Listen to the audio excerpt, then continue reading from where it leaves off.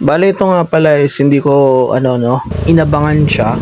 Talagang kada labas masok ko sa Kalawaan, nakikita at nakikita ko yung mga truck na yan, no? Yung mga naglalabas masok na truck din sa may dump site na yan, no? Hindi natin siya tsempohan. Talagang coincidence na nakakasabay natin sila, no? Which is on the way ko sa pick up ng orders namin. Mostly mga lubak-lubak naman yung job mo. Kung kalubakan lang, no? Sa Kalawaan, sulit mga lubak dito sa, Lambari. Sulit mga lubak dito, gar. Tingnan mo. Lalo na to.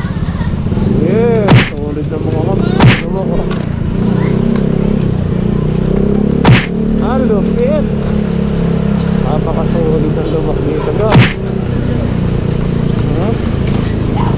Kumbaga kung may mga motor ka na motocross na pwede sa ito, men.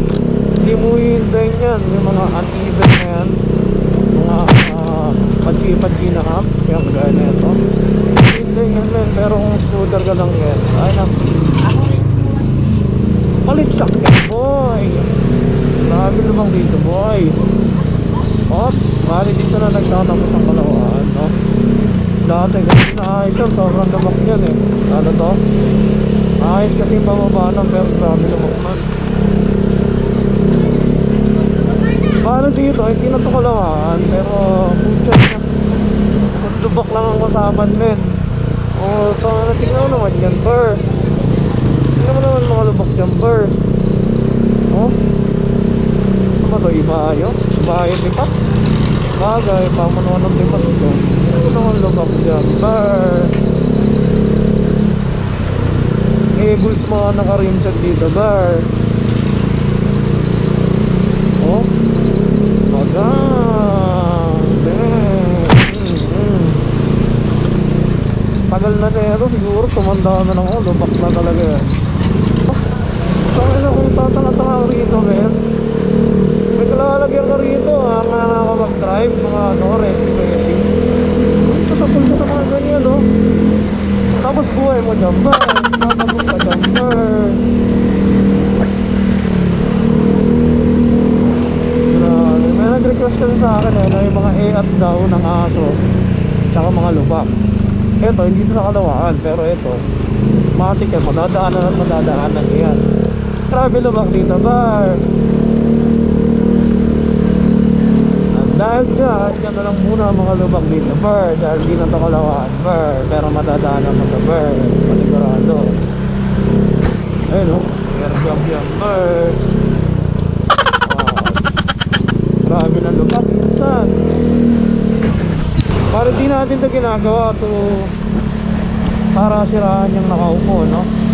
Like pick up, di natin ginagawa, no? Nire-review lang natin, no? Para rin sa kalusugan ng bawat isa, no? And also, baka sabihin nyo anti-cap ako. Hindi ako anti-cap, no? Siya nga binoto ko eh, si Cap just nga binoto ko eh. Ang inaano lang natin is mapabuti yung mga ganitong bagay, no? Na kaysa lumala, no? Mantong pa sa kamatayan, sa sakit. At least sa simpleng pagpaparinig natin, kagaya na ito, magpapapansin, makikita nila yan at masusunod sila hanggang maaga pa, no? Na wala pang casualties, no? So ito tayo, magpapapansin at magpapapansin tayo. Kumbaga hindi naman natin ito ginagatasan, no? Pero ito yung way para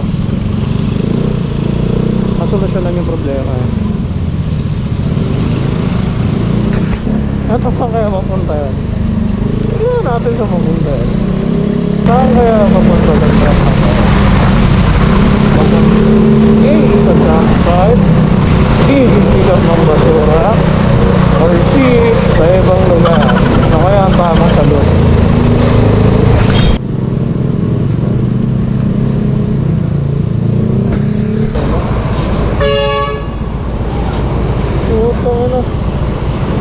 Gusto mo na sa langit.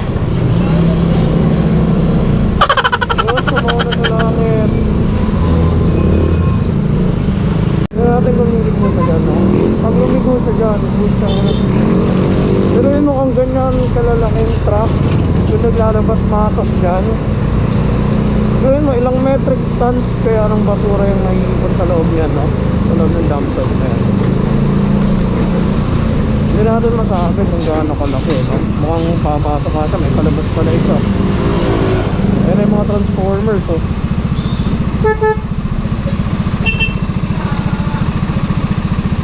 Dump site ang puta. Garbage collector, motherfucker.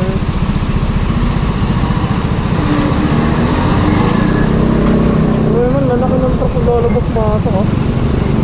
Gano'ng karaming basura kaya yung puntang na tinatambak dyan.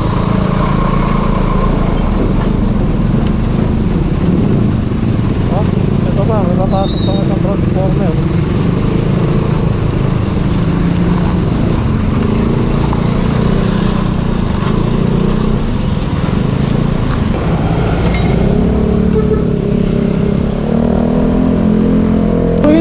Sobrang dami ng truck, ang lalaki na naglalabas-masok. Iba ba yung mga millions na truck na na naglalabas-masok dyan.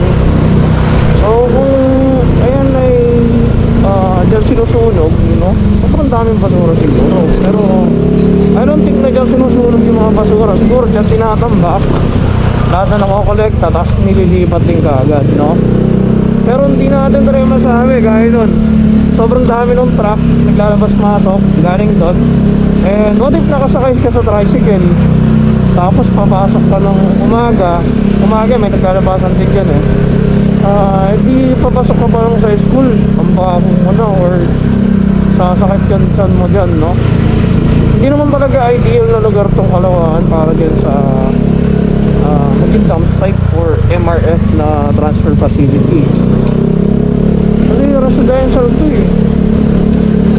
Daming naninirahan dito guys para lagyan ng ganyan ang ganyan aning-aning. Ibig sabihin na soon to be payatas sa Kalawaan, gano'n, no? Hindi mo kasi ma-justify eh. Ano ba yung pinagbubutan, bakit hindi maalis yan, no? Kaya nasabi ko hindi tayo kontra, pero sa namumunuan, no? Siyempre, as a butante, kailangan mo ng maglabas ng thought mo base sa nangyayari sa barangay nyo, no? And by this vlog, this is my way to provide this shit to you, no? This is my way na para ipaalam sa nakaw mo na gano'n nga, no? Hindi siya okay. Ganyan shit, hindi siya okay, no?